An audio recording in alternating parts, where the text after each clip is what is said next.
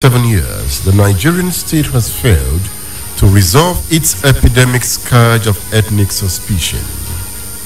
The Igbo question, in this regard, remains one of the most destabilizing character of the Nigerian state. There is also the Yoruba, Hausa, Fulani, and the Niger Delta questions. Genuine answers are needed if the state is to transcend the ills that continue to wrestle it in the direction of disunity. The fundamental definers of the Igbo question are issues at the heart of the demand of the Igbos in the Nigerian state. They stem from the dislocation of the people from their guiding philosophy of a loose and organized community relationship and the foisting upon them a political system that dictates from outside their destiny. With the coming of colonialism and European-style political administration, the Igbos found themselves competing with other ethnic groups brought together into one state without their consent for the survival of their identity. This struggle threw up serious animosities that led to the bloody Nigerian Civil War. The defining issues of the war and the subsequent agitations are religion, ethnicity, injustice, racism, and colonialism. There are also the issues of corruption and oppression. The others are rule of law, good governance, and self-determination. These definers were as a result of the failure of the Nigerian state to reinforce by other factors, both societal and institutional, its federalism through a process of building out and building in. Fellow countrymen and women, in giving you my take on this subject, I want us to get this clear. History is vital in understanding the character of a state. The renowned scholar and author of the books, The End of History, he also wrote the book, The Origin of Political Order. I'm talking about Francis Fukuyama. He said that things that happened hundreds or even 1,000 years ago continue to exert major influence on the nature of politics. To him, the understanding of the functioning of institutions is contingent on the knowledge of their origins and the forces that created them. This notion is critical in the resolution of the Nigerian question. For example, unlike the Hausa, Fulani, and Yoruba administrative systems, pre-Igbo society were not centralized. Igbo societies were not hierarchical, they were not monarchical. Igbo respected age, and leadership to some extent came from elders. However, respect was balanced by the belief that birth did not confer on any man special privileges. Igbo, pre-colonial times, displayed individualistic, egalitarian, and republican attitude, with every man believing in his ability for leadership. The system offered the willing, strong, and ambitious the ability to rise and impact society.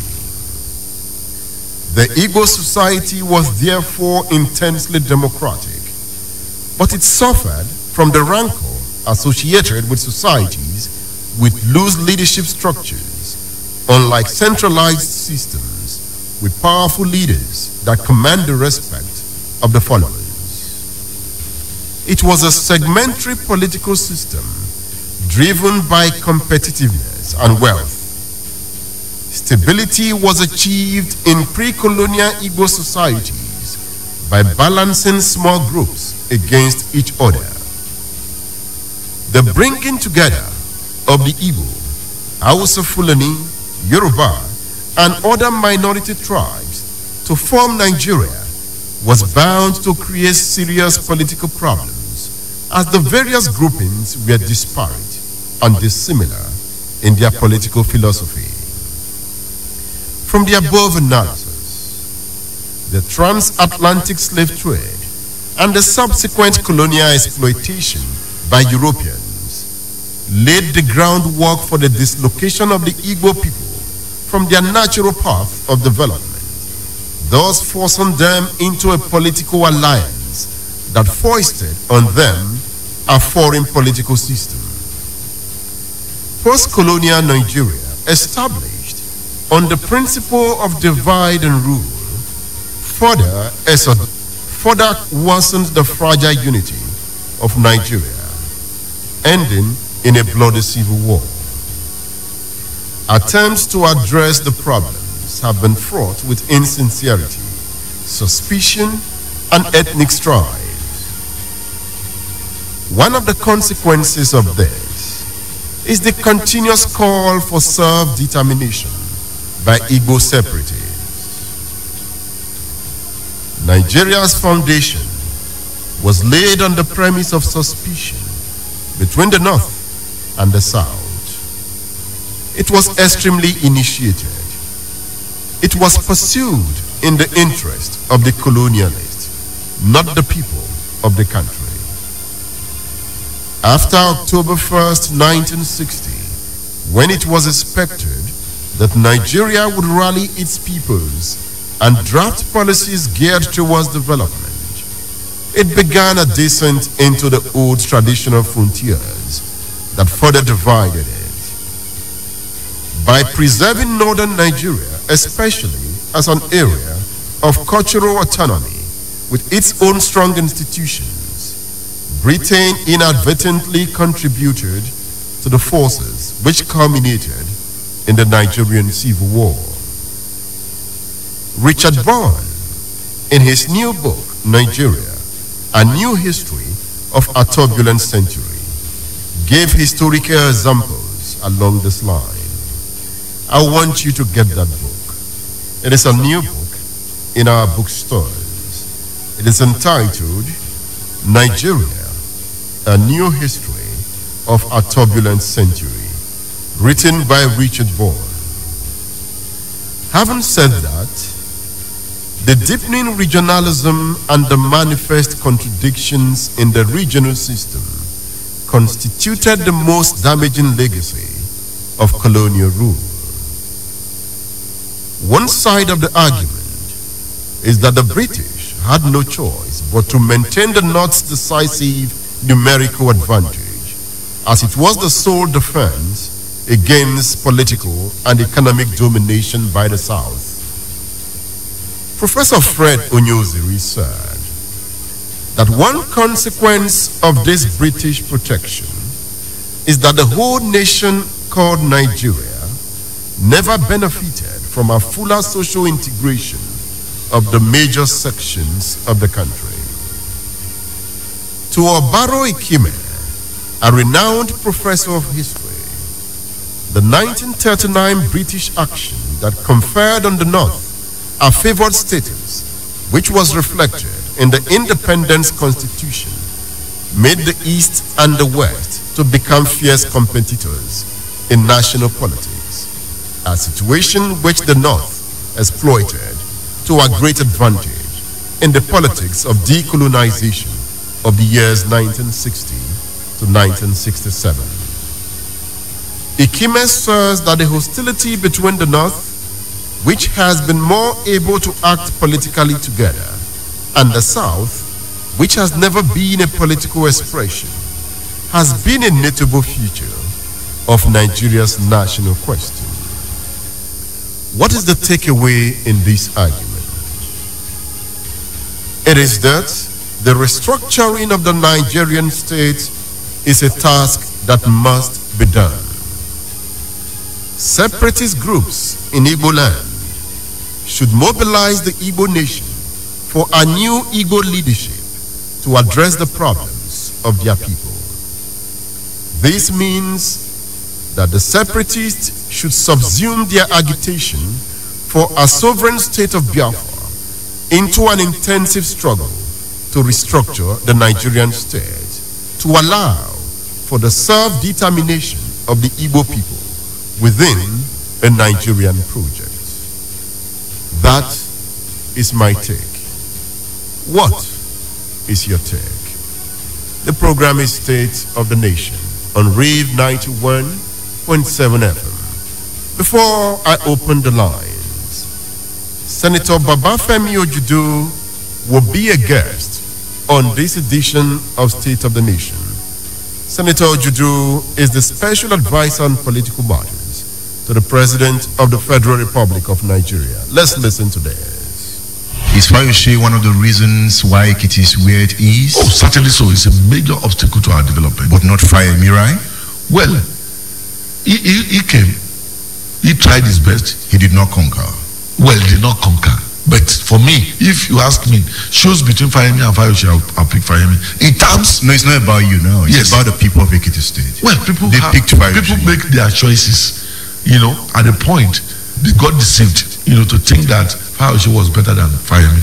Maybe also there are things we didn't do right, and the people perhaps misjudged our intentions, and then felt that, there is a Messiah.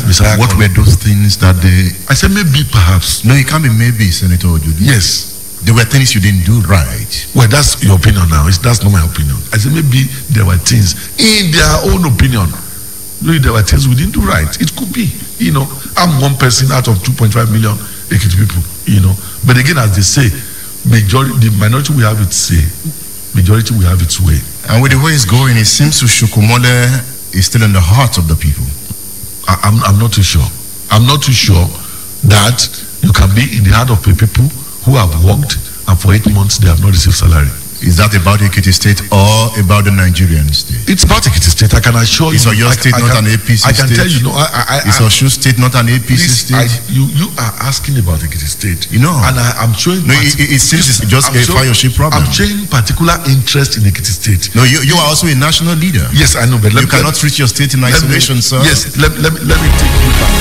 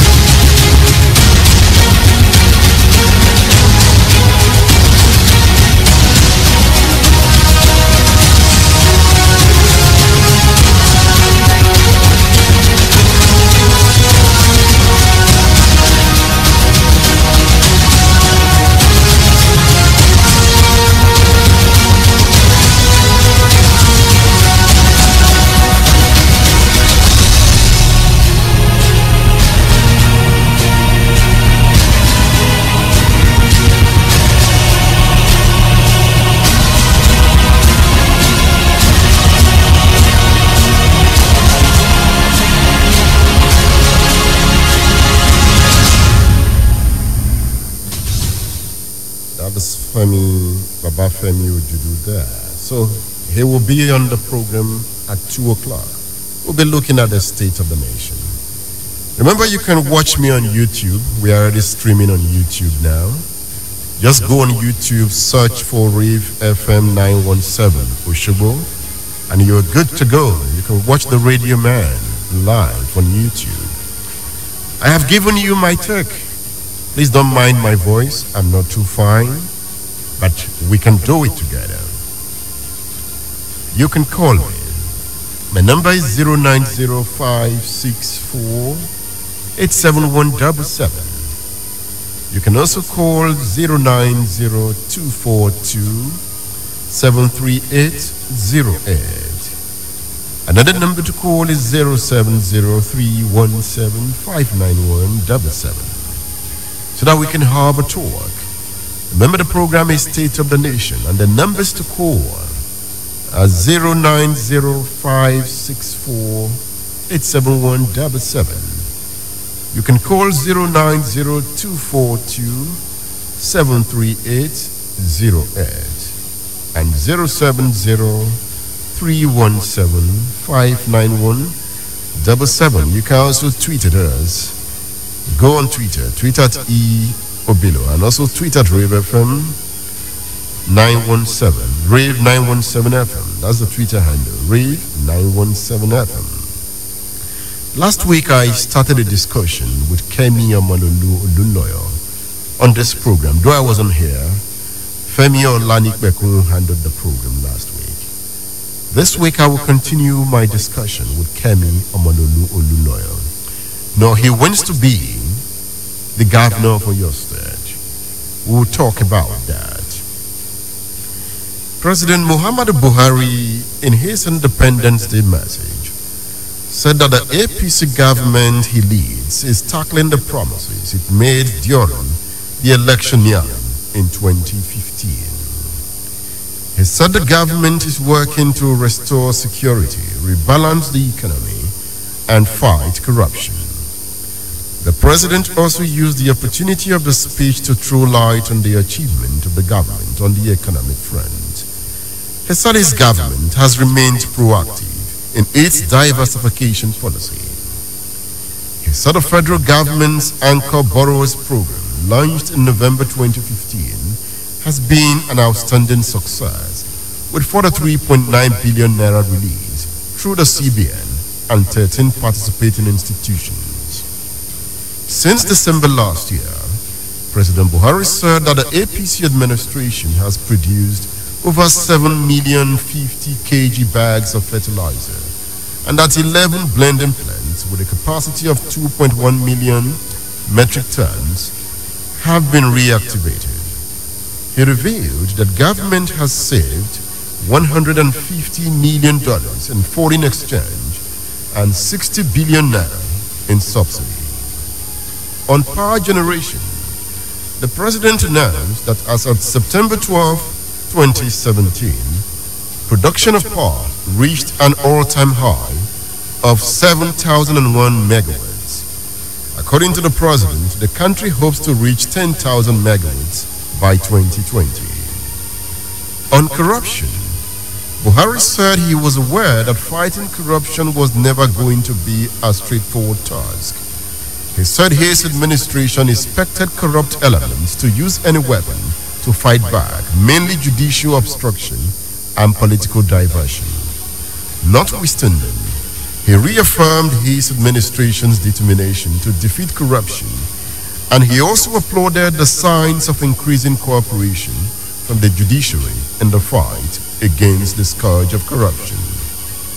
On the lingering battle to wipe out Boko Haram, the president said that government is working round the clock to ensure the release of the remaining Chibok girls as well as other persons in Boko Haram captivity. He, however, noted that not even the most organized and most equipped police and security forces in the world can escape the menace of modern-day terrorism. The president said that the clamor for the restructuring of Nigeria gave some groups he described as highly irresponsible the opportunity to call for the dismemberment of the Nigerian state. He promised to keep the country united. President Buhari said he was disappointed in some community leaders who witnessed the Nigerian civil war and still failed to warn their hot-headed youths of what the nation passed through. He insists that the national and houses of assembly remain the legitimate institutions for constitutional reforms. Let's listen to the president. Recent calls on restructure, quite proper and a legitimate debate, has let in highly irresponsible groups to call for dismemberment of the country. We cannot and we will not allow such advocacy. As a younger officer, I took part from the beginning to the end in our tragic civil war, costing about 2 million lives, resulting in fearful destruction and untold suffering.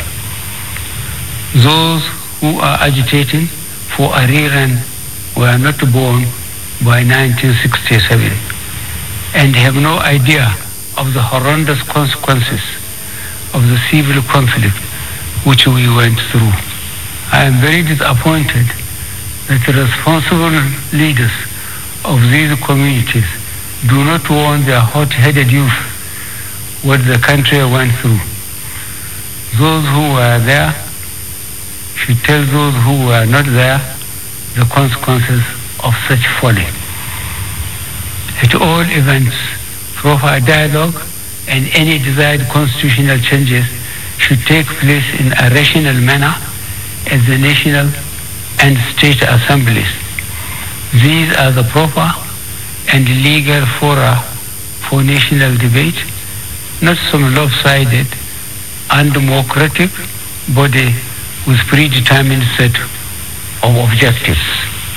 Government is keeping up the momentum of dialogue with stakeholders in the Niger Delta to keep the peace. We intend to address genuine grievances of the communities. Government is grateful to the responsible leadership of those communities and will pursue lasting peace in the Niger Delta.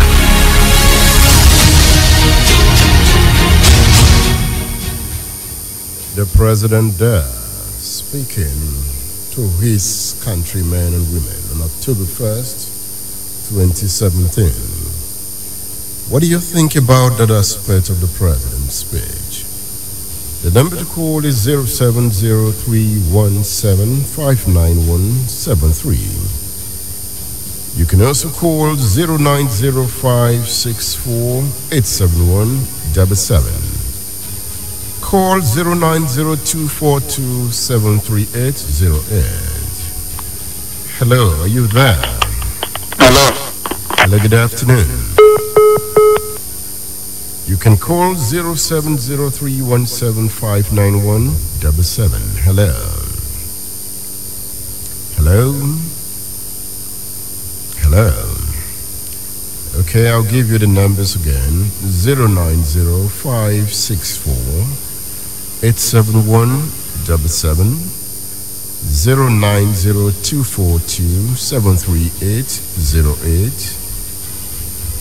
And you can call 070-317-59177. Don't forget to have tweeted us at Rave 917FM and at Obilo. Okay, as I wait for your calls, hello. Can you please turn down the volume of your radio? And we are having problem with the lines. Just keep trying. Hello, you there? Good afternoon. Hello. Hello, good afternoon. Good afternoon. Your name and where you calling from? Olufemi. All right, Mr. Olufemi. The Mr. President's speech is a wise speech. You see I said that in this? That line is not clear. It's not clear, okay? The line is not clear. Just try again. The president talked about war. Hello. Hello, good afternoon. Yeah, good afternoon. Thank you very much. Hello. Hello. Okay. So, the people are debating for this beating drum of war. It's a victim, especially for some people who this. Hello. Your line is not clear. It's not clear. It's not clear. Sorry about that. Sorry about that. The president talked about people beating the drum of war. Okay, let's try this. Hello. Hello. Good afternoon. Hello. All right, we have to let that go. Okay, let's leave the lines for now. Okay, we'll try this. Let's just try this. Hello. Hello. Good afternoon. Good afternoon. Emmanuel. Emmanuel from Minister. Good afternoon. Good to hear your voice. My brother, God is your friend. I know devil can fight, but he never overcome you. Thank you. Yeah. Happy Independence once again. Same to you. Now, I want to start from the background you made about amalgamation down to 96. Now, I have touched very much, so many times, right from the time of amalgamation. to see a Nigerian that signed the treaty when Nigeria was amalgamated. And the name that kept on coming is Lord Lugard. And that is why I continue to disagree with anybody that says unity of Nigeria is not negotiable.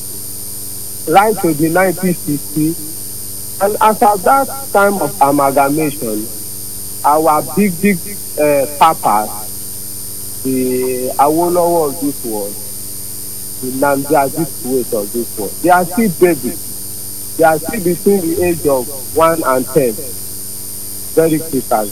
And now down to 1960, we inherited the same background, the same structure of the nation amalgamation. And that's why we say we need to go back to our source, our foundation, ourselves, and reflect and reassign and readdress Nigeria problem. And talking about independence, right from the day of independence, right till now, you can never be beating a child and continue to force him not to decline. It's not done. It's not possible anymore. I'm going to round up by the president's speech. Thank God he later came back to say we can achieve everything by dialogue, of which I have never seen that sign since he came on board. Yes, there are agitations, there are everything, but I expected as a leader, as a father, of course, we need a tolerated father to be a good leader, to call these people that are agitating. I've never seen, if you have any account, you can call me to order. I've never seen since he came on board, these people that are agitating, come, let's talk. Get the point. And that is point we are driving at. We'll be saying dialogue, is paramount, it's essential in everything. Even now, if you can hear that. Emmanuel, you have to run. Hello. Yes, you have to run. Yes.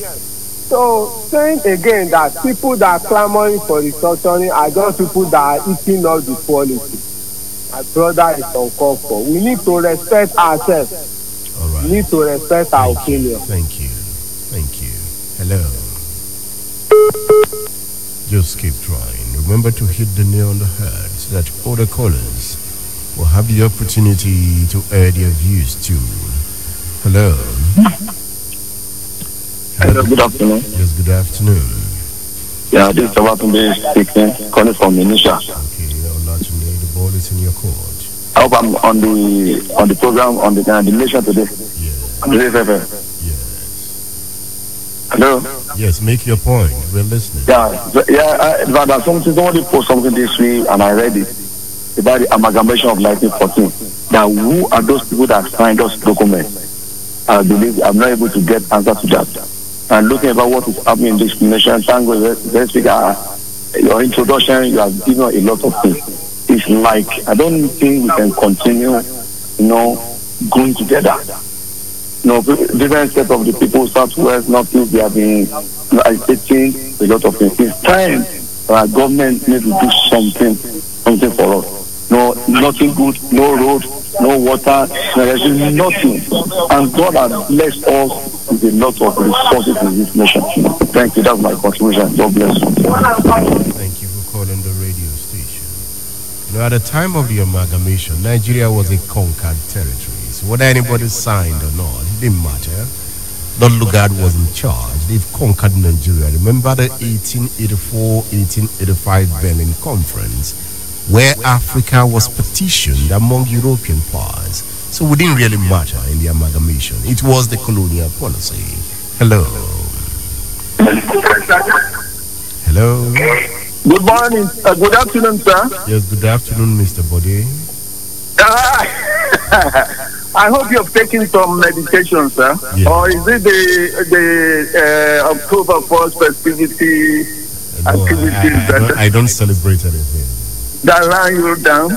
No. Okay, I wish you a quick recovery. Thank you. And thanks for your courage for putting up today's show.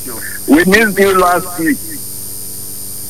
Thank you. Anyway, my own contribution is on the president's speech on October 1st, and actually, like you said, the beat of the war is easy. I mean, how do you say it now? Beating the drum of war. War is easy. It's easy to beat, but very difficult to dance. Like the president said, people who haven't seen war will say, we want it. But the Igbos, the people who fought the war in the other side, don't want war again. Because at that time, we had that. We had nothing to eat. Some were eating lizards. Some were eating cockroaches to get salt and all these things. We don't want war again. And that's what the president has said. But who is really beating this war drum? Is anybody beating the drum of war? No, by this social, upheaval of, people fighting for the state, Biafra state again. Even when His Excellency, the late Ojukwu was talking with the BBC, he said he regretted fighting the war and he wouldn't want. I have it, a script of something I want to put in my Twitter, which says which talks about Ojukwu. He doesn't want the war again. War is not good. Then again, about the achievement of the president since he came into power, I want to applaud the situation of the revival of the fertilizer plants in Nigeria. Like we have NAFCON. NAFCON is such a center that can produce the whole fertilizer we need in Nigeria at cheap rate for farmers, not depending on importation. So if actually, there is a revamp of our fertilizer plants, the one in One, the one in Kaduna is good. And we thank him for the establishment of the poultry center in Kaduna. He's actually trying his best. And we people believe that is a God sent.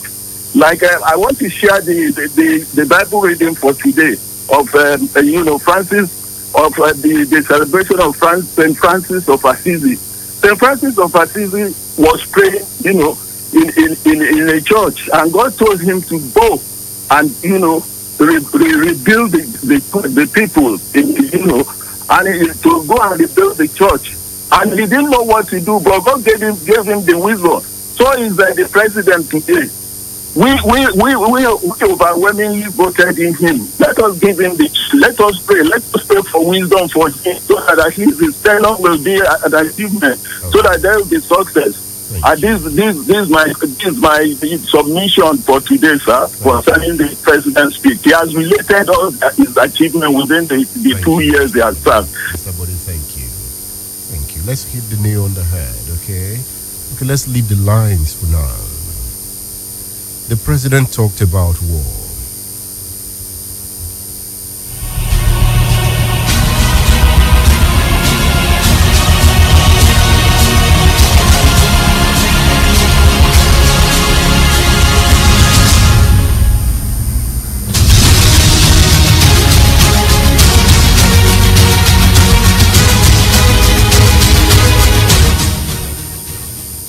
Nigeria's failure to resolve the national question led to the civil war that erupted in 1967. That the civil war occurred was a response to the negative effect of divisive actions. The resolution of the crisis of the war was supposed to have been the motivation for a new country, a country devoid of the traditional centrifugal forces that almost decimated it. Did we learn a lesson from that war? Nigeria did not take advantage of the opportunity of the war to create a new future. I was going through one of Professor Adigun Agbaje's writings about the war.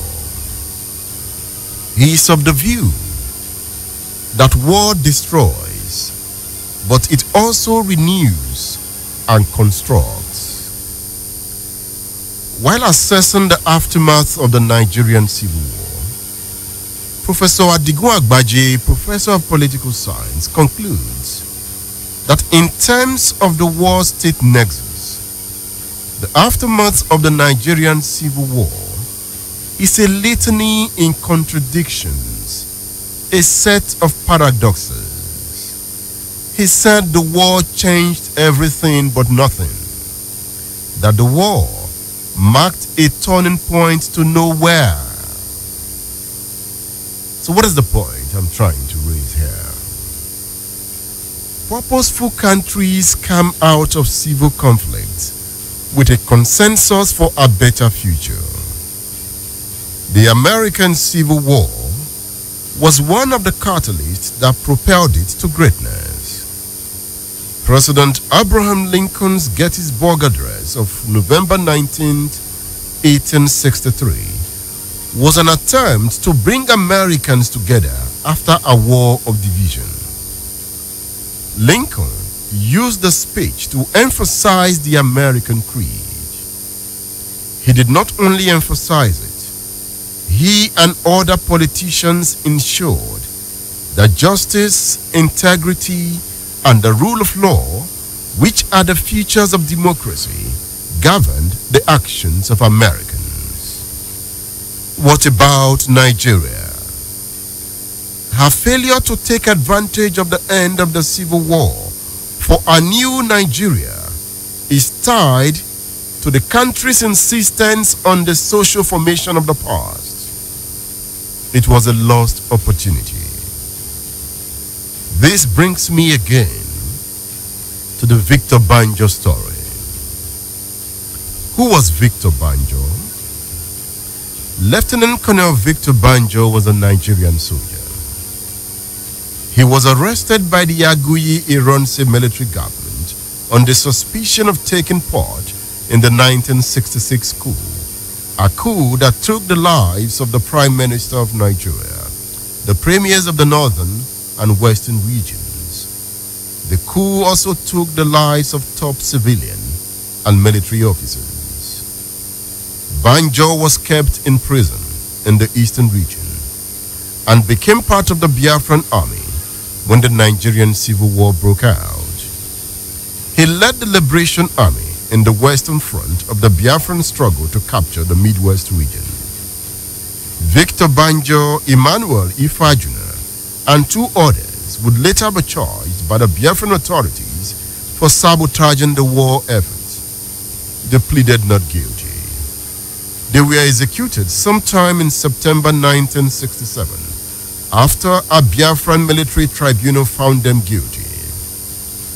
Dele Banjo, the first son of Victor Banjo, is my guest on this edition of State of the Nation. He speaks from Australia. Mr. Dele Banjo, I've been going through the tribute you wrote recently on the 50th anniversary of the demise of your dad. In the tribute, you said that he was killed in the opening months of Nigeria's civil war, that so many things have been said and written about, many of them a distortion of what actually happened. The first point you made was that he was not involved in the 15th January 1966 coup. What gives you the impression that a lot of distortion has come into the story of Banjo? Yeah, thank you very much for this opportunity, Edmund. I've been looking forward to actually clarifying these issues, and this, I think, will be a great opportunity. Basically, my father, as has been written, was very progressive in his outlook, but nevertheless, he was somebody who was honest and a free thinker, and at the same time very courageous. On the day of the 15th of January 66 coup, he was at home there with us. He heard about it from Gawan. Thereafter, he went around rallying the troops. Ade Boenga wrote his own book and made it very clear that he was not one of them. He was not one of the coup plotters. And then he subsequently mentioned in his book further down that after Gawan was installed in power, from August 1966, Colonel Banjo made several overtures to him for his release, but Gowon refused to release him, even though Gowon knew perfectly well that Banjo had not played a part in the coup. And the only condition he gave Banjo was that he would be locked up in Lagos once he came back. That's one of the key plotters talking. And then, you could even sort of like look at the statement my father was discussing with the Federal and trying to get information on what went on. Why did they plan the coup? So that's another coup plotter who, at the end of the day, my father had to be debriefed on what's, his involvement. And if you read the Effion's book, it is clear that he was rallying the troops on that day. The mechanical engineer and electrical engineering department had an office, and he had gathered all these gentlemen there, the officers, and he was debriefing them. He said, let me go and meet Ironsi and find out further information on what had gone wrong. Who else had been involved in this particular coup. So this is somebody who was trying to gather the troops to articulate, find out what went wrong, and bring everybody together so that they could support the Ironsi government. Beyond the coup, there is the allegation that he was arrested for making an attempt on the life of the Supreme Commander, that is Agui Ironsi. What do you have to say about that? That's another sort of like unfortunate distortion of the truth. Agui Ironsi was a very paranoid person at that point in time, and he could not sort of cope with the situation as it was thrust upon him. Because I said earlier on that, my father made it very clear that Ironsi should take on leadership and sort of like hold the mantle to stabilize the country and to create an area of, security within the Nigerian situation, because it was pretty appalling at that point. And so Ironsi must have studied the situation and said, okay, yes, I will take on this mantle and stabilize the government. But subsequently, he must have had his doubts. That's what I'm reading between, because you have to sort of like conclude based on the fact that there was a meeting immediately after the coup, which was on the 16th, I think, of January. The coup was on the 15th, on 16th. And my father spoke, supporting Ironsi. And if at that meeting, Ironsi suggested my father should go to the West and be the governor there. And my father declined that specific request at that point in time, because he wanted to be around Ironsi to continue to offer advice in such a way that they could maintain sort of the security of the country. I believe Ironsi was very paranoid. And he was paranoid, I believe, because the way my father conducted himself was such that with a boldness and authority, and he was speaking on behalf of all the troops. He was saying, he had more or less, could I put it, a kind of encompassing tone. He was not condemning the group, the coup plotters per se, but what he was saying was that it's an opportunity for us to progress beyond the present state of affairs. Let me take you through your tribute. You said another reason given for Banjo's arrest was that he carried a gun obtained from Major Agaya while waiting for a scheduled visit with Ironsi. For a senior military officer to be armed with a gun for personal protection during such a volatile and dangerous period, especially when he was actively involved in restoring peace and stability to the country, does not seem unreasonable. Are you sure your argument is right? Oh yes, it stands to reason, because ultimately this is somebody who, a lot of troops had gone underground, a lot of officers had gone underground. My daddy was in the forefront. He was there rallying the troops, and there were still pockets of dissidents in different areas. As he realized, so Kaduna was still under the control of Nzegu, and he had northern troops within his camp, and they were marching south, and he was communicating with these people over the phone to find out what was going on and to stabilize the situation. So it would be, I think, foolhardy for him to have just gone around empty-handed, without any personal protection at that point. You also said General Ironsi was well aware of your dad's innocence, but he kept him incarcerated for political reasons to appease certain reactionary loyalists. What do you mean by reactionary loyalists? Well, there were various camps of officers at that point in time, and there were those who did not have a revolutionary progressive bent. That is, they wanted to more or less keep the situation as it was. They were what you call the typical soldiers. It's like, okay, whatever the government says we should do, whether it's corrupt or not, we'll do it. We'll just keep on holding the fort because that's what we are meant to do. And I think those people the status quo, the people who maintained the status quo, who wanted things to continue as it was pre-January 66, were the people who I would say that were the loyalists and the reactionaries. So do you believe that Ironsi kept your dad in prison to protect him from this reactionary loyalist? Personally, I feel that to start with, Ironsi was a very paranoid leader at that point in time. Even those who are sort of trapped in prison and who had been rounded up knew that he was not going to last very long because he was a very paranoid person. He was making a lot of very funny, irrational decisions at that point in time. He just was afraid of the boldness and authority. This whole concept of let's reconcile the army and come together as one and rally the troops for a new era. Are you among those who believe that he played into the hands of the North?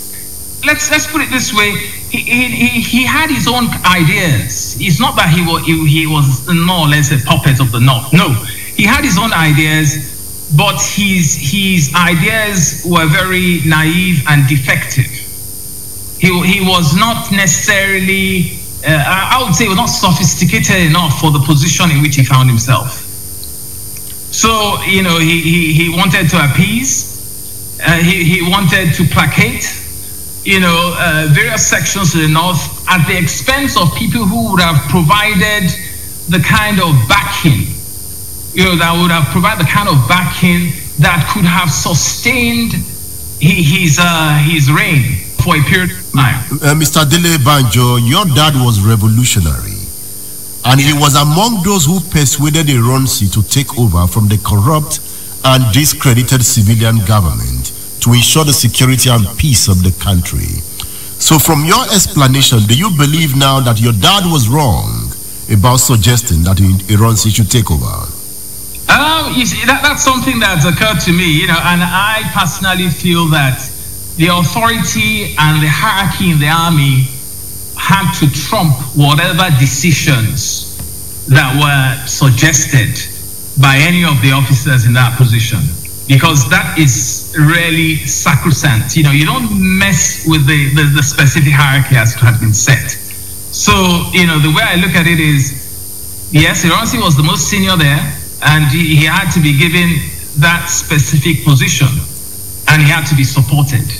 Your father, Lieutenant Colonel Victor Banjo, warned Ironsi about the grave consequences of keeping him in prison. And on July 29, 1966, Ironsi was killed. Do you feel that the death of Ironsi made your dad happy? I feel that at the end of the day, he was extremely frustrated. I feel that he must have felt a sense of loss. Howbeit, it validates certain things that were going on in his mind. It probably validated certain things that were going on in his mind, but it definitely was an unfortunate loss. It was an unfortunate situation because it really exposed a lot of things. A lot of people died needlessly. A lot of innocent, hardworking officers, honest officers of Igbo origin died during that time, unnecessarily. So he obviously didn't protect a lot of people who were sort of very progressive intelligence army officers. After Lieutenant Colonel Banjo's release from prison, he could not return to his family in Lagos because Gowon had threatened to arrest him if he came back to the West. How come they were all after him? To start with, Gowon was not necessarily in control of the situation when the second coup took place at the end of July 1966. He was not really in control, complete control of the scenario. He couldn't even guarantee, the security of officers like Effiong and, Madebo, and quite a few of the people who had, even Korobo had to run, the people who are sort of like his henchmen. Couldn't even, the people who worked with Gowon, he couldn't secure their position. So in a way, he was treading on very, very thin ice. And so he couldn't even voice it to the people who got him in power that he was bringing in somebody who was revolutionary. That speaks for itself. He was in a situation where he couldn't even have guaranteed my father's safety. At that point, can we say that Victor Banjo was between the devil and the deep blue sea, and he decided to go with Ojukwu? That's precisely the scenario, because ultimately the people who had taken over after the July 66 coup, the northern junta, the people who had been running riots over the whole place, were people who, at the end of the day, were looking to get rid of anyone with a progressive bent. Anyone with a progressive bent, they were going to get rid of at all costs. It was, it was like a possessed set of troops without any control, running, amok, like I said.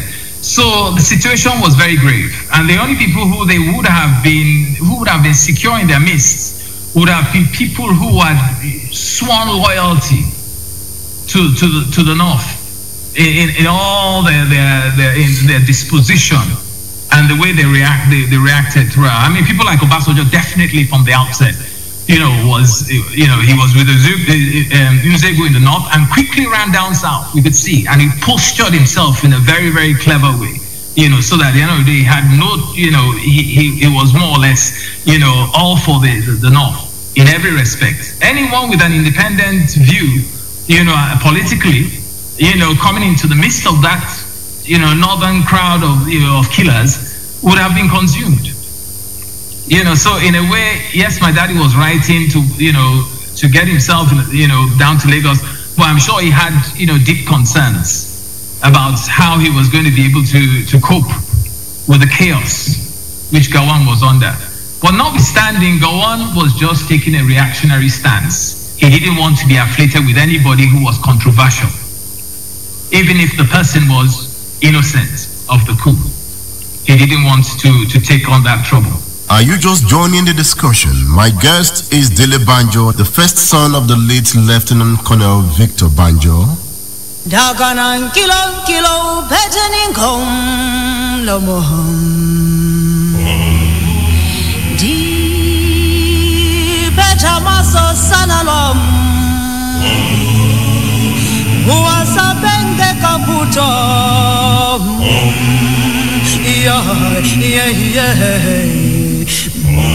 State of the Nation. State of the Nation with Edmund, Obilo. Lost in ecstasy, full of fantasy, deep in melody. No rave, no wave. Rave 91.7 FM. The program is State of the Nation. I am discussing with Dele Banjo, the first son of the late Lieutenant Colonel Victor Banjo. And still going through your latest writing, you said Banjo strongly believed in a united Nigeria and was disappointed and outraged by the premature action taken by Ojukwu. In protest, he moved out of the State House. This was when Ojukwu declared the state of Biafra. How did you get your stories?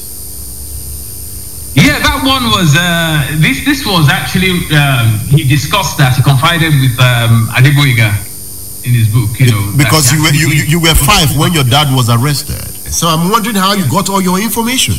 That's the great thing about books. And also, you know, we spoke to some of the actors. We spoke to Adeboyega, even though at that stage, you know, I didn't really get most of the information, but I've subsequently read quite a few books and balanced some of the information, you know, across the different areas. Nigeria, there are so many books on the wall, and specifically those who are the soldiers, who are major actors, you know, it was always very interesting. And apart from that, my daddy wrote many letters, and the letters filled in the gaps. The letters were very coherent, very articulate, very logical. And those letters, you know, up till now speak volumes about the history. You know, they follow a very, very clear line of thought. He also mentioned it in a letter to his wife that he did not support completely what his friend was doing. And Effiong also mentioned it, that he knew there was material differences in, my father's ideology concerning, Biafra at that point in time. And even in the trial, he mentioned it. When they were in Benin, they could have probably gotten American support, vital American support within the context of Nigeria. The fact that, there was a secession maybe drove away all the countries, the major powers that could have helped, in securing vital supply and ammunition at that point in time. You said he reasoned that if he was able to successfully help the struggling and ill-equipped Biafran government overcome the attacks of the northern-controlled Nigerian troops, Biafra could assist him to liberate Western Nigeria. What were you trying to tell us?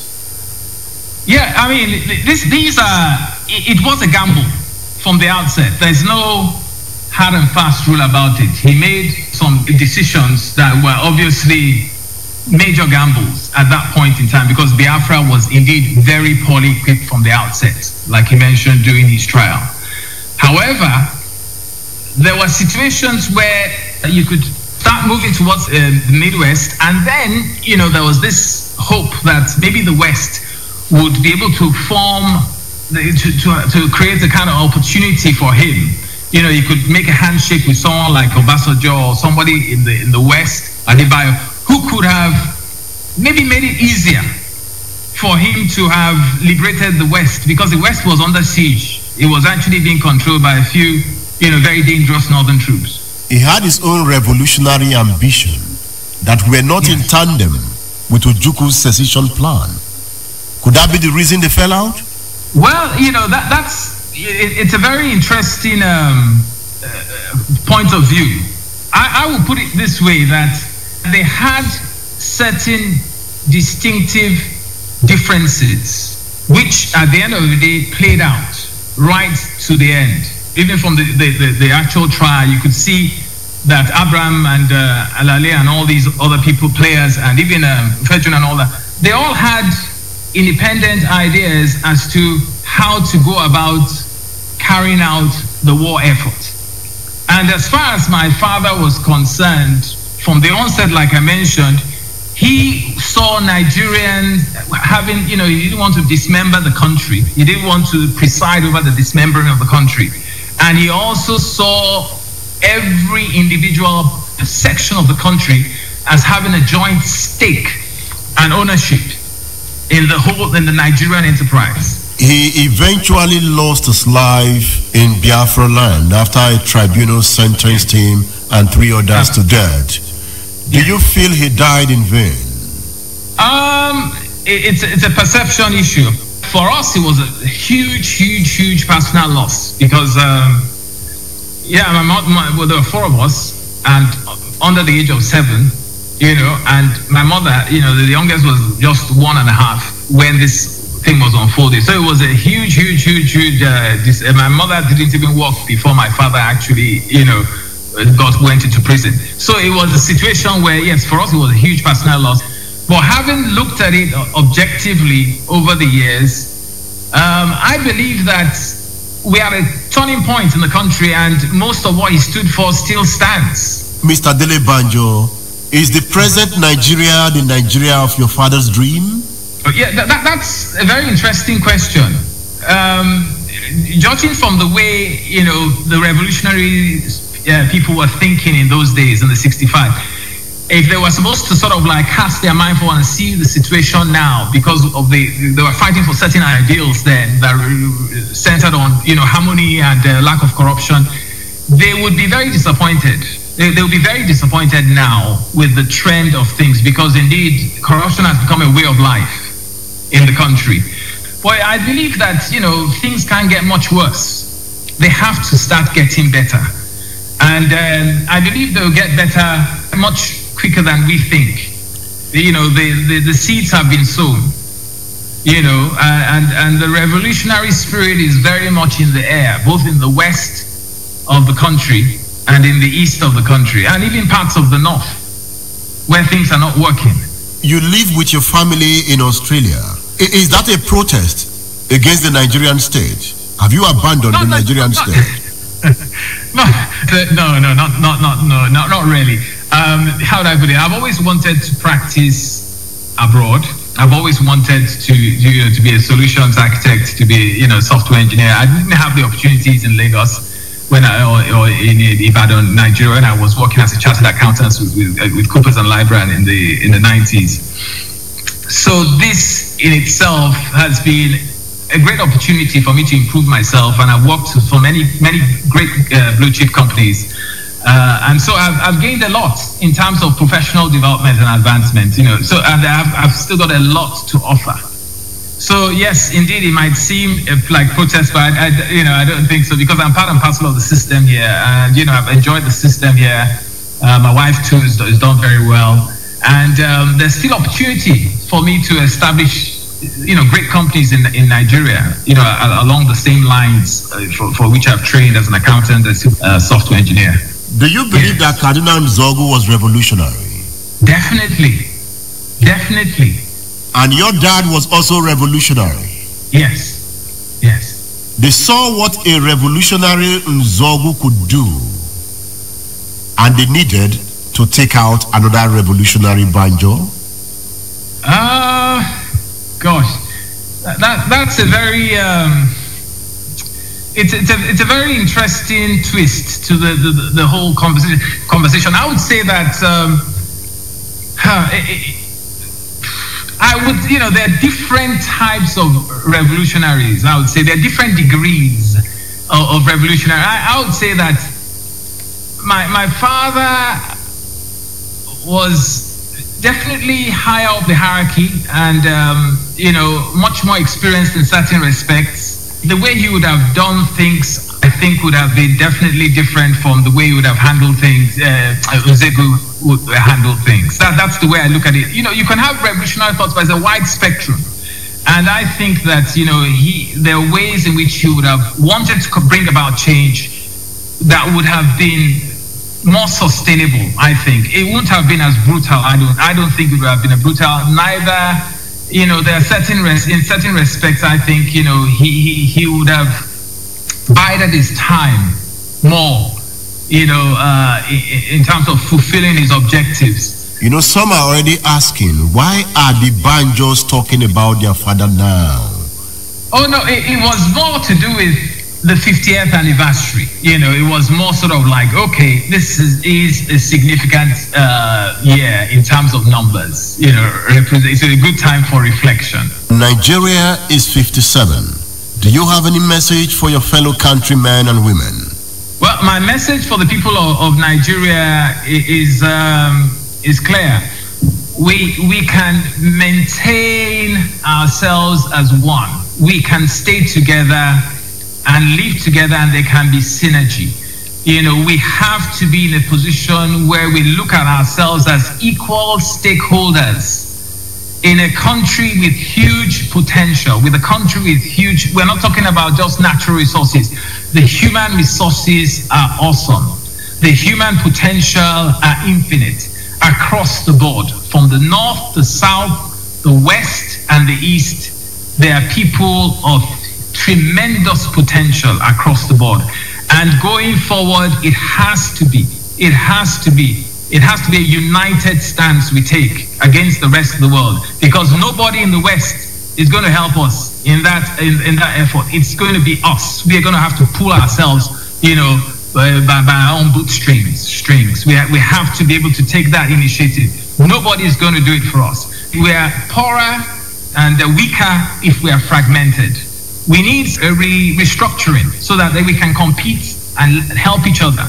Are you calling for a decentralization of the Nigerian state? Oh, we have to. We have to forge a decentralized system right now. It's incumbent on us to do it.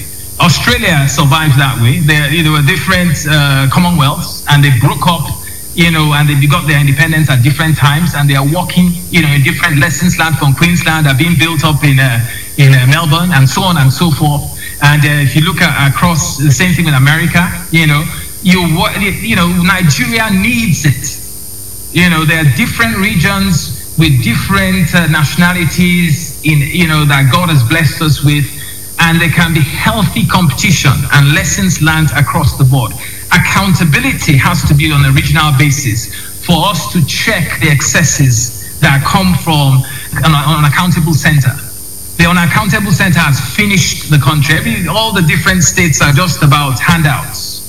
They are not thinking about, progressing to the point of sustainability. But with the regions as they were pre-66, I believe, there was accountability. There was, effective utilization of resources, both human and material. And there was a sense of pride across the board in the different regions of the country, a healthy pride in what they were doing. And returning to that would only augur well for everyone. So we just have to stay the course, but it has to be with a different structure. The center, we cannot continue to hold, the way it is, because it's not working, and it'll be madness to continue along this line.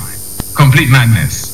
Banjo, thank you for featuring on State of the Nation. Yeah. Thank you very much, Edmund. God bless you. That shed innocent blood after people. Oh yeah. Just shall clean out the bad deeds, yeah, and separate them from the good, cause the day of harvest is near.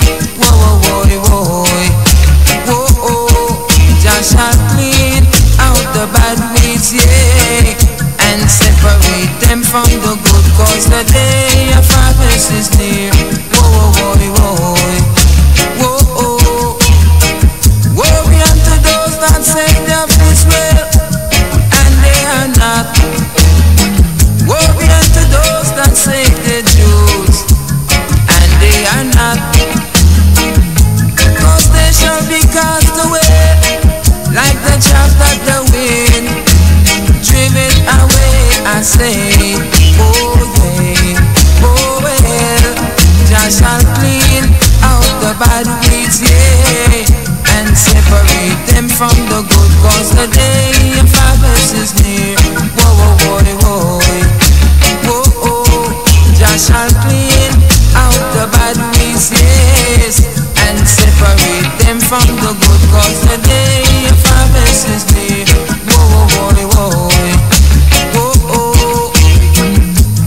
Get to the black and white oppressors who have oppressed the children innocently. Oh yes, I say, I show my word without partiality. Listen to God, let it fall and let it fall. Let Babylon fall. Jah shall clean out the bad weeds, yeah, and separate them from the good, cause the day of harvest is near. Jah shall clean out the bad weeds, yeah, and separate them from the good, cause the day of harvest is near.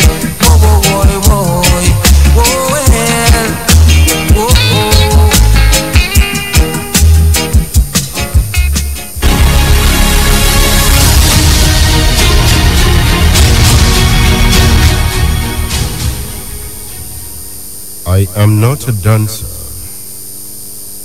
but I can dance. And in making these dance steps into the heart of the land, I am not unawares that the drummer who beats the drum of joy has lost his hands in the attempt to stop the scavengers in our farms from stealing the drum. They have sworn that the land must not reap from its sweat.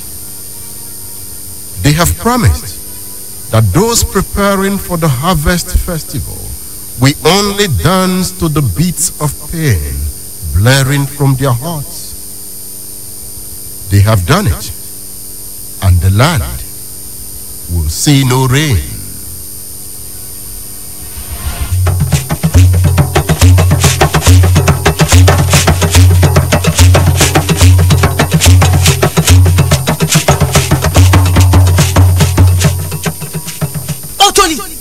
Otoli, look! Ajarika leaf has changed its colors. Hey! You said what? Ajarika leaf has changed its colors. Let me see. Hey! Look at fathers. Look at what they are doing to the land. Hey! The gods are angry. Hey! People of Amede. Hey! The gods are angry. Look at them. Look at them, thieves. They have stolen the only ripe fruit in the tree. The fruits left for the weeping woman. Hey! The gods are angry. Ajarika leaf must be green again. Hey! Obilo! Obilo! Hey! Look at them. Thieves! Evil men! Wicked women! They have contaminated the land. Hey! Abomination! I must talk! Amede! Hey! I saw them, but they don't want me to talk. Hey! Hey! Hey!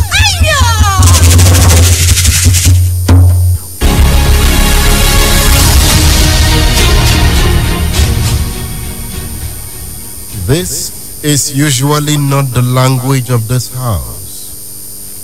But in times like this, you wonder why those with ears have refused to hearken to the voice of reason.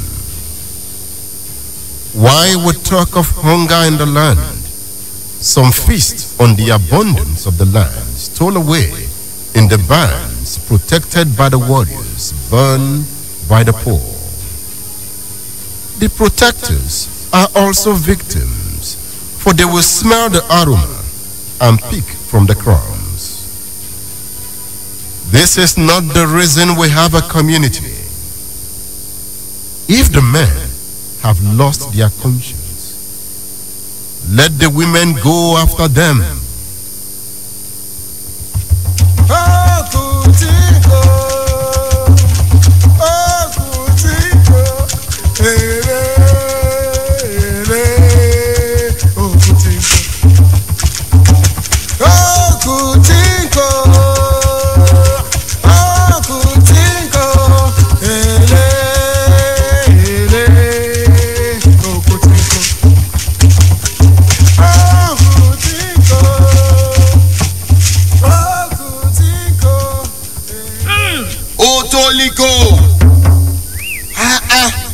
This is not the place where Ukutinku song is supposed to be sang.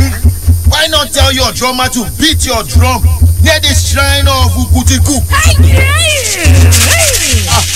Mbati! Mbati! Where is the hot cocoyam in your pocket? Where did I start carrying palm oil in my pocket?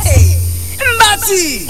You are the elder who roasted the cocoyam and quickly hid it in his pocket. When is so a hungry man coming? Look, Otoli, where have you come from this time? Look, Mbati! If you eat that cocoyam alone, Ukutiku will use remaining water in your drinking pot to quench the fire. Mbati! Otoliko, I have nothing to hide. The pot you are talking about, there is no water inside. Mbati! Mbati, get ready for a broken pot. Get ready for a broken pot, Mbati! Mbati lele, Mbati, Mbati lele, Mbati, hey, hey, aya, Mbati lele, Mbati, Mbati lele, Mbati, Mbati, Mbati, Mbati lele, hey, hey, aya, Mbati, Mbati lele, hey, hey, aya. When men on invisible wings take your case to the earth god, they captivate hills and valleys and get the ears of the gods. Mbati, your will a low land, your greed a high one. From the top, they see your flaws and cover you. I have not caused their rain to fall. Mbati, go and beg the sun to shine, or you will be drenched. Why have you come between me and my mission at this time? Why have you come now at this time of the day? Look on this journey, you are in the middle. The back road you don't like, the front line you cannot reach. There you stand in a hiding cave. Mbati, you must not eat that cocoyam alone, or your water pot will be broken. Why not leave me alone? Leave you alone? Leave me alone. Mbati lele, Mbati, Mbati lele, Mbati, hey, hey, aya, Mbati lele, Mbati.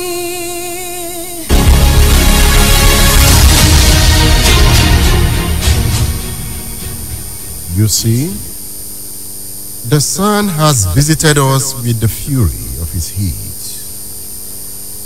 The trees are dead, and their leaves are dry and fallen.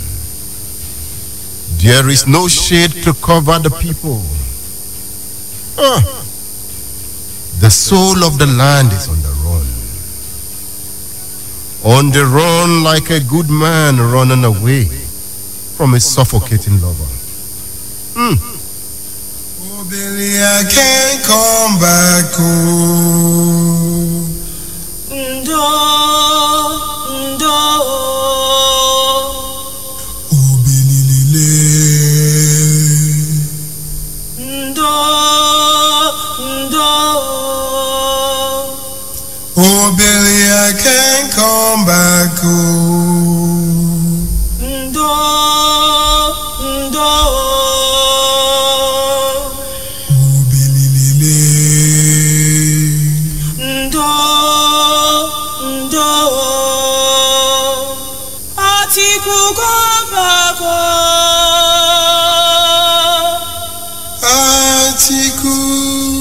Atiku lele.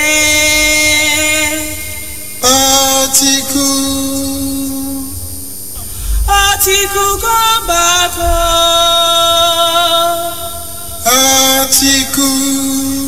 Atiku lele.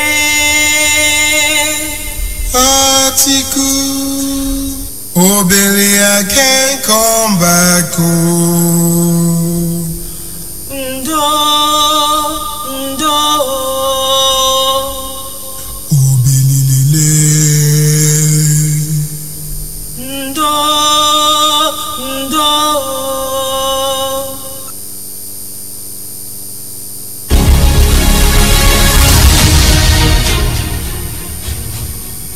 Who will bring back the soul of the land? But let me warn, to thunder is not to rain. Remember, a roaring lion kills no prey. When thunder and lightning comes, remember, we will all be drenched. Where are the good people of the land? Oshundari, please tell me, how did we get here? structure of Nigeria as it is at the moment is sick. This is what aids corruption. Nobody loves Nigeria. You cannot love a country that you feel hasn't really done much for you. When our rulers, they quote JFK out of context, ask not what your country can do for you, ask what you can do for your country. I just laughed.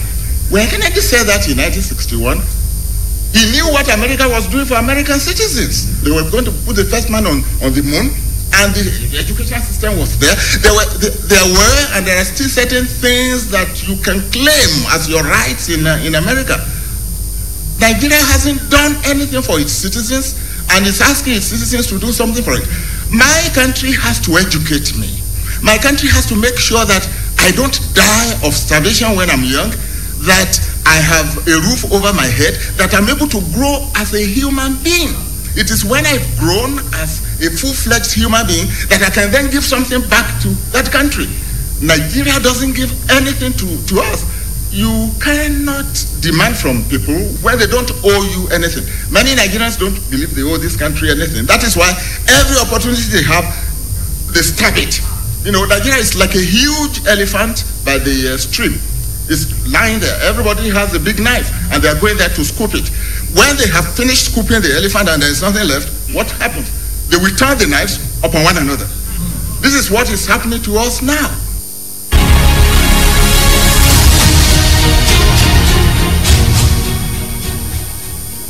Because we are here, politicians are bankrupting the land. Now that we are here, kidnappers have taken our sons. Now that the land has lost its conscience, Bado boys have killed her husband. No! The girls cannot do this to me! Wake up! Please, my husband! No!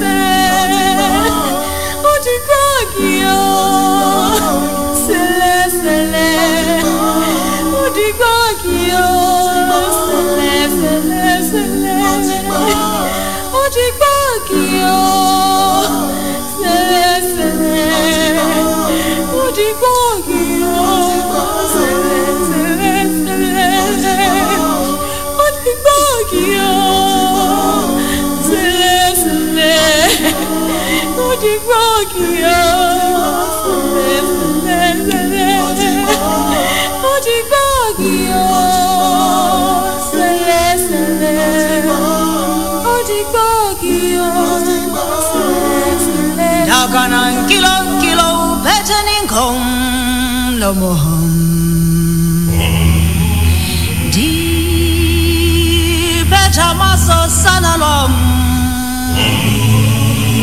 Muasa Benge Kaputo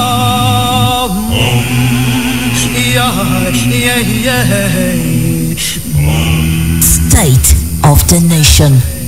State of the Nation with Edmund, Obilo. With Rave 91.7 FM, I get informed, learn new things, listen to my favorite music. What else can I say? It's just an eye-opener to the world of exciting radio. My guest is the popular blogger, journalist, pharmacist, PR specialist. That's not on Wikipedia. Okay. 3 first-class degrees. And you're also the editor of HNN Africa. Trending world news. Look at what your dad wrote about you. I had thought at 52 that Kemi would further train her mind and cease to be an embarrassment to herself and member of her nuclear extended family and to the general public. I thank pastors and psychiatrists like Dr. Lao Shebikon, who had gone to great lengths at their own personal cost to restrain her from excesses and recklessness. I dissociate myself entirely from her conduct and statements. Have you read this? The Premium Times letter. My father denied writing that. He denied telling Premium Times these things. And you heard the audio, Obilo. Did you not hear the audio? That audio is not in the public domain. I can't put it out yet because I'm going to. That is father-daughter talk. I'm going to. What do you intend to do? I'm going to take it up in a legal manner. Take it up with who? Premium Times. Well, your father signed the letter. My father endorsed the letterhead. Somebody wrote that letter. His signature is on the letter. Right. So what are you talking about? Who wrote the letter? Who wrote the contents of the letter? Is that an issue? Because it's an issue because the stuff in the letter. Who signed the letter? He signed the letter. So it's an endorsed letterhead, but the contents in the letter, okay, there were discrepancies in there. Are you investigating the letter? Yes. Dr. Lashibiko was like, what is my name doing in that letter? When did I become a psychiatrist? Pastors and all these different things. Kemi, did you read the whole thing? Kemi was arrested in Ireland. Did you see that part? Yeah. I've never been to Ireland. Dublin. I've never been there.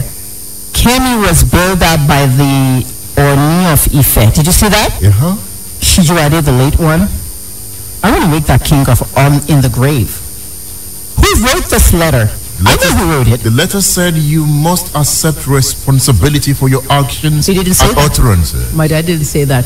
At least he said that to me. I did not do an interview with Premium Time. You heard my dad in that audio. Do you want me to put that audio online, Obilo? Did you later release a statement saying, it seems like many celebrities and their fans are upset when I write a story about them. I live for the truth and nothing more. News is news and not prying into other people's business. Without news, you are uninformed. I will now concentrate on Kemi's foundation. I like helping disadvantaged kids. You said here that you are going to abandon journalism. No, I didn't abandon journalism. It was a publicity stunt. I was going to go harder on the news. It was a publicity stunt. It was a PR stunt for me to just go harder. I thought at this point you were frustrated. No, it was a PR stunt for me to go harder on the pain in the neck. Not a pain in the neck because that stupid letter that somebody forged. Well, are you not a pain in the neck? No, I'm not. I will frustrate you and I will deal with you mercilessly if you lie. I've investigated a lot of people in Nigeria and I'm always... You fight everybody. I don't fight. I investigate. Investigative journalism is different from fighting. Nigerians don't like investigative journalism. I told this on TVC. Georgina Onoha came looking for you in the battle. Where did you hide? Georgina and I have friends. Georgina has apologized. Georgina didn't even come to Ibadan. I knew it. Did you see the pictures? I think a celebrity is gonna... The pictures were fake. Georgina has already apologized. Georgina you didn't took come to on Ibadan. Toke Makinwa? What did I do to Toke Makinwa? I said she was wearing a dress that was sleazy. What's bad about that? You took on Angela Okori. Yeah, Angela Okori collected 1.6 million allegedly from Yaya Jammeh. I found all the pictures. Where do you get your information from? The snitches that snitched to me. Journalists in Gambia had photos of all of them, all the Nollywood stars, campaigning for a dictator that Buhari is trying to get out of the government. I found the pictures, the videos, everything. Then I put them out and people say, why do you like pulling people down? That's my job, not putting people down, investigating them. We have a dictator in Gambia, okay, who has been there for 25 years and Buhari is trying to get him out. Mrs. Johnson went there from Liberia. Buhari went there. Everybody went there. He will not leave. Then Buhari started sending ships and airplanes, Nigerian force, Nigerian Navy, to go and eject Yaya Jammeh. Tinubu sent his private jet. And our Nollywood actresses are going there to campaign for him because of dollars. It's my business. It is their business. I am a journalist. It is my business. It is their business. Obilo, it is my business. They believe in Yaya Jammeh. They believe in a dictator that our They have a right to believe in anybody they want to believe in. Obilo, what if it was America? They would have killed them. The CIA would have killed all those celebrities. They would have killed them because they are an intelligence problem. America would just kill all the celebrities. But Nigeria, they frustrated Buhari. Buhari was trying to get a dictator out. Our people were collecting dollars for him to campaign for him. Where did you get your information from? Gambian journalists, many of them. Have you learned any lesson at all? What lesson? If a journalist send me something, did you not see what's on the Twitter today about Cameroon, about Biya, President Biya? locking up 6 journalists because of the Boko Haram stuff and calling them terrorists. It's on Twitter today. I appeal to BIA to release them. You've not learned a lesson. What lesson? You're not scared of going to prison again. What prison? You must keep exposing people. There's corruption everywhere. You've not given up. No, I just started. You just started? Yes. When I become governor, every governor in Oyo State is going to give money back to Oyo State. How do you intend to do that? I'm going to give a 60-day amnesty period. Including your father? Yes, from Jemmy Bewan all the way to Ajimobi. I don't care. Just 3 months. And his salary was 5,000 naira a month. My father's salary was 5,000 naira a month. Are you saying your dad stole any money? And and when he got his arrears, he got his 35,000 for 7 months. That's what the salary was. I'm not saying he stole money, but everyone is accountable in Oyo State. Anyone that's been governor, accountable to you. Yeah, everyone that's governor or everyone that they've stolen under needs to return money. I mean, there's one governor out there, the SSG, allegedly, is the one that caused the pension fraud. Was that governor alert when the money was being taken under his eyes? Probably no. All of them need to call each other. Call your commissioners, call your SSGs, and tell them that you want to return money. 60-day amnesty when I become governor. This is not a joke. Will you ever become governor? I will. How do you intend to achieve that? I'm going to run a campaign. You're broke. Broke? My fans are powering my campaign. You are broke. My fans are powering my campaign. You don't have money. I don't have money because I lost 6.5 million from the arrest. How? Advertising revenues, all the revenues that I got, 2.5 million when I was arrested. So who are your no content, no nothing. Who are your funds that will power your governorship ambition? We have 3 bank accounts: Canada, US, CIBC Canada, Bank of America, First Bank of Nigeria. We're going to donate to the campaign like it's done in America. Campaign financing. In America, the voters will anybody support. Trust you? Please. Will anybody trust Kemio Malolo Lunloyo? Trust? It's not even a matter of trust. Many believe you are eccentric. People are... Well, what's wrong with eccentric people? My father's eccentric. Many believe you're just weird. Yeah, because they're Nigerians that grew up in Nigeria. They've never been abroad to know how world is, how people act. Some say you're not normal. Yeah, I'm not normal. Some say you're crazy. I'm not crazy. Are you sure? No, I'm not crazy. You don't even belong to a political party. For what? To be surrounded by recycled leaders? You want me to be in where? APC? Where everybody's an association of past criminals? That's what APC is, Association of Past Criminals. Did you just say that? I just said that on radio. Association of Past Criminals. They left PDP and they went to APC. And I don't like the way Asiwaju's letting them run the party. Asiwaju should not let them run that party like a shareholder. He's an angel, right? What? Asiwaju is an angel. I'm not saying Asiwaju is an angel, but I like Asiwaju. If Asiwaju came out now and said, Kemi, I'm forming my own party, I'll join his party. If he leaves APC and forms something, I'm going with Highways Mushroom Party. Okay, join the People's Democratic Party. No. You are invited to be a member of PDP? Never. Why? After what they did to $2.5 billion that was meant for Boko Haram, they shared it and gave it to each other, and then they locked Asuki up, and everybody took money. You want to be an independent candidate? That's it, independent. Thank you, INEC, for approving independent candidates. They said this is not Kenya, this is not Gambia. Well, let's try it. Let's try it. I got the deal on social media, but on the ground, Obilo. Everyone knows me on the ground. Maybe not outside Ibadan. I've been doing community activism since I returned to Nigeria. If you won in 2019 and I become the governor of Oyo State, what happens to the newly crowned Obas? They will be demoted right back to their ballet. Huh? Every one of them is going to be demoted right back to ballet. There's only one Oba in this Ibadan, and it's the Olubadan, period. Do you remember the Igbo Oba that wanted to be Oba of Igbo? That Igbo guy that goes around representing the Igbo community in Ibadan? What did Lano and all of them tell him? They said there's only one Oba in Ibadan. Remember? They didn't want him to be the Ohaneze of Ibadan. There's only one Oba in Ibadan. If we can tell them that, the Igbo community, why are we having 22 Obas? Why? There's only one Oba I account to. I thought you believe in reforms. Reform? That's not a reform. What is it? That's a destruction of the monarchy. Do you have a plan for your state? Yes, I do have a plan. What do you intend to do? I want to collect money back from people that have allegedly looted the state in an amnesty program, 60-day amnesty. After 60 days and I don't get money, I intend to carry people one by one to prison. So let them start renewing their passports now and leave the country as soon as I win. Okay? I'll try to extradite them. Unfortunately, that may not work because we don't have extradition treaties with many countries. Are you threatening Governor Abiola Ajimobi? I didn't say I'm threatening Governor Ajimobi or anybody. Have you just threatened Rashid Ladi? No. 3 of them are in the grave. Obilo. How do you mean? Ige. Bola Ige is in the grave. Ishala is in the grave. Lama Jeshina is in the grave. So how do you intend to collect their own share of the money? Their families are going to get letters. And their staff and their cabinet members, they'll get letters. We are going to give money back to Oyo State because I have people to feed. I have children near Mako running around trying to get fed by churches, pushing each other. I have women to be empowered. And I have lots of Hausa people in my city, the capital of Oyo State, Ibadan, crawling around, polio, everybody coming from the north. I have to feed people.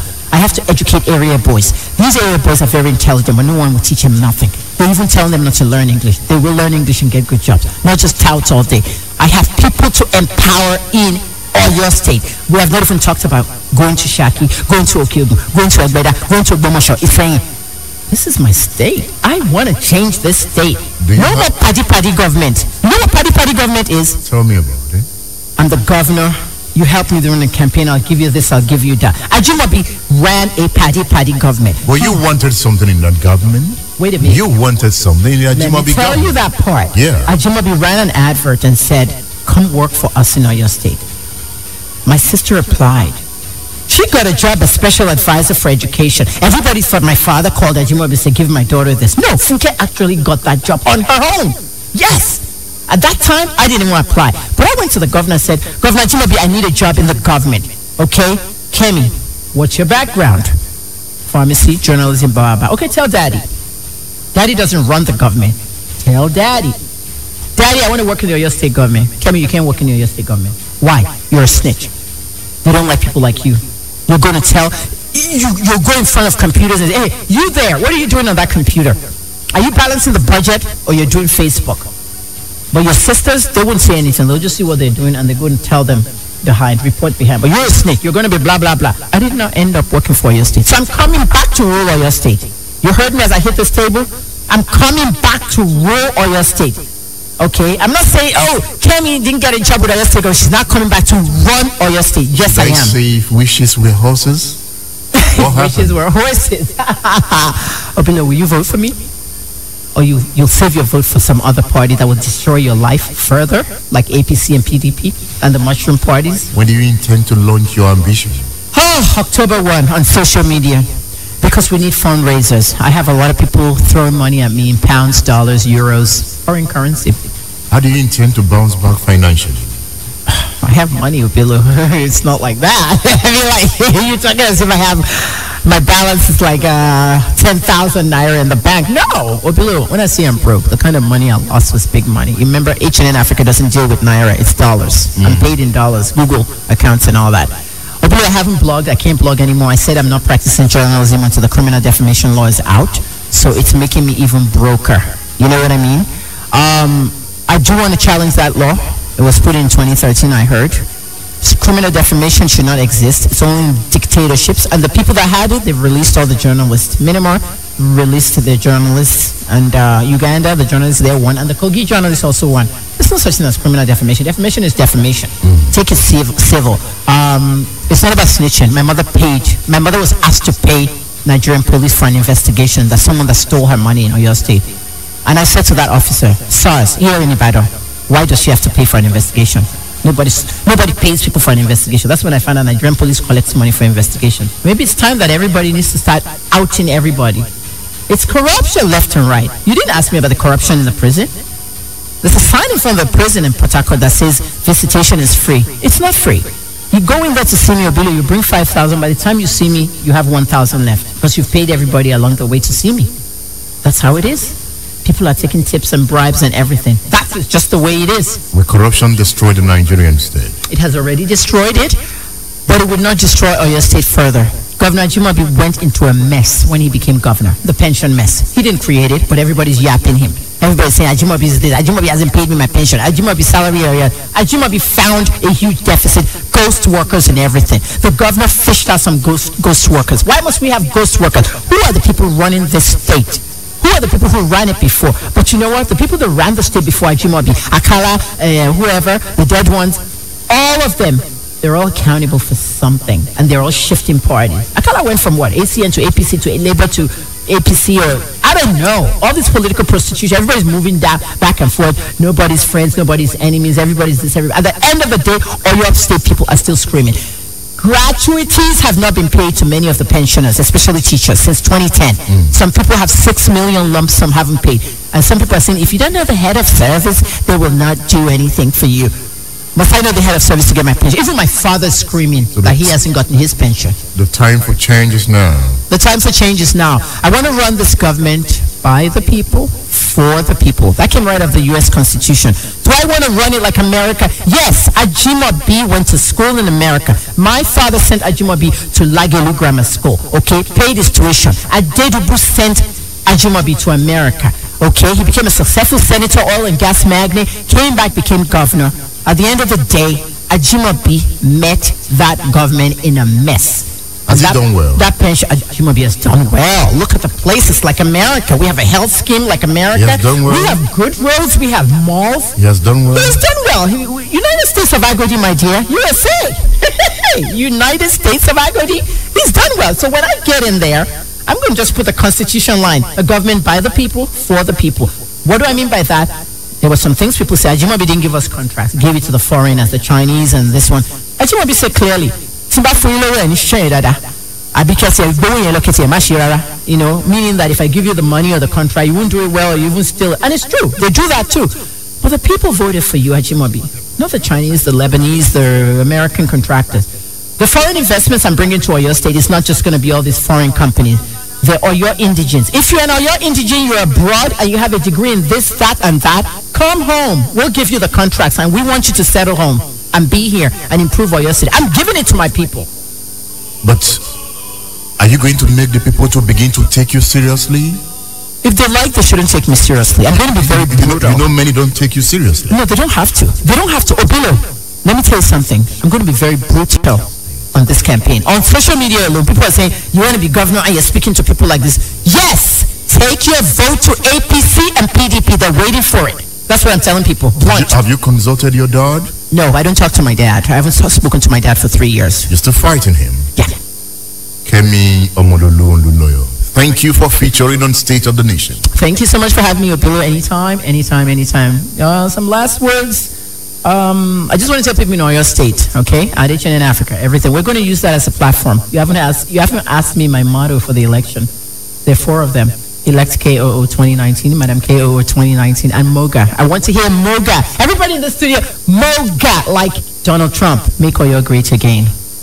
And a woman, first time. They've never used us as deputy governor. We're the only ones.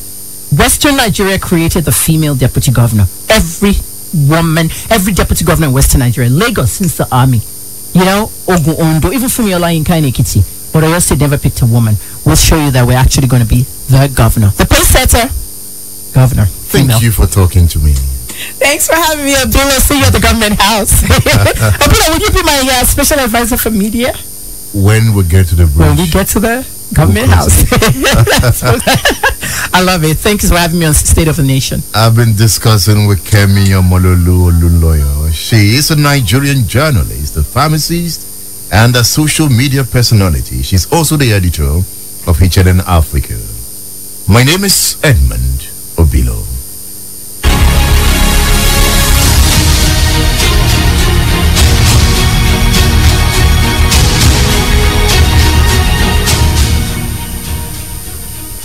Fellow countrymen and women, my lines are still open. You listened to Dele Banjo's interview. You've listened to Kemi Omololu Oluloyo. You listened to that poetic and proverbial piece about the state of the nation. So talk to me. 09056487177. Hello. Hello. Hello, good afternoon. Hello, good afternoon. Collins from Oshobo. All right, Collins hit the nail on the head. Yeah. According to his son, Dele Banjo, what really happened is that those people, the ministry, the officers, they are afraid of his intelligence. Because the way I see it, I think Victor Banjo is highly educated and intelligent and very articulated, outspoken. That was why they tried to get rid of him. Right. That's what I think. Thank you. And it's still happening now in Nigeria politics. Thank you. You can also call 090-242-73808 and 070-317-59177. Hello. Hello, good afternoon. Good afternoon. Yes, this is Mr. from Obilo. All right, the ball is in your court. Yeah.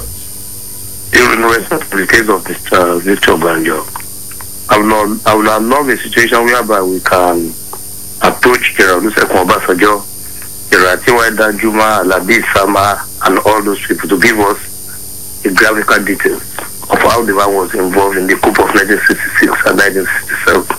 Thank you. Thank you for calling the radio station. Join the conversation. You listen to the daily Banjo interview. You listen to Kenya Mololu.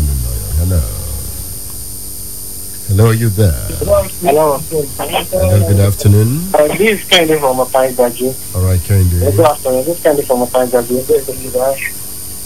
I want to recommend our Kenny Olunloyo.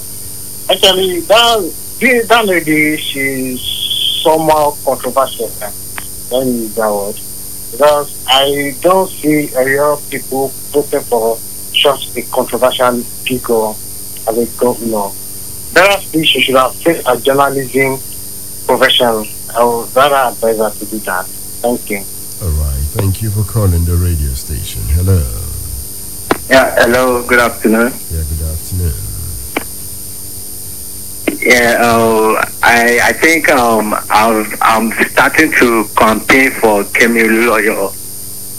I'm Oyedele from Osogbo. So I think I like her. She's crazy though, but she's saying the truth. And I think Nigeria will need those kind of energy she has. Though I'm not a fan of female governor, but after listening to her, I think I will support her. Thank you. Thank you for calling the radio station. Hello. Hello, join the conversation. 09056487177. Hello. Hello, you there? Hello. All right. Hello, we can hear you. Good afternoon.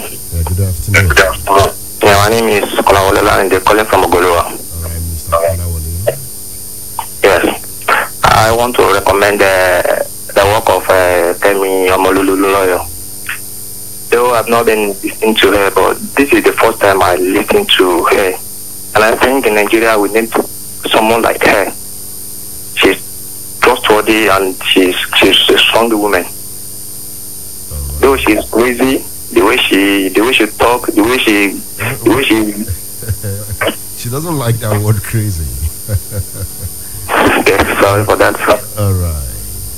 Just like the way she behaves. This is what we need in Nigeria. If you want Nigeria to move forward. We need our own Donald Trump, Abi?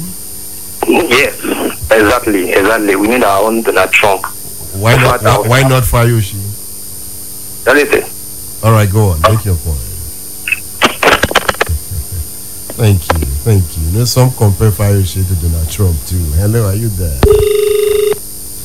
All right, I'll take one more call. Remember, I'll be speaking with Senator Babafemi Ojudu. Hello, are you there? Hello, good afternoon. This is Femi from Igbajo. All right, Mr. Femi. I only listen to the daughter of former governor of Rave, Femi. Okay. If former governor of Edo State can make it, I am sure she can make it too. Osiomole was a radical governor. It was a radical governor. Then we need a radical woman who can bring Oyo State to the limelight. Thank you. All right, thank you. Hello, this is the last call on this part of the program. Good afternoon. Hello. Hello, good afternoon. Yeah, Emmanuel calling back. All right, Yeah. You know, the first man you interview, the son of Lieutenant Banjo. So I would have loved if you can help us make some research to Yakubu Gowon, because the daughter also mentioned Yakubu Gowon the other time. We will have clearer picture. And talking about Kemi Olunloyo, I'm hoping she's courageous, but I would have loved her to continue as a human rights fighter, you know, establish the more. Because if you go into politics, there are systems there that changes people.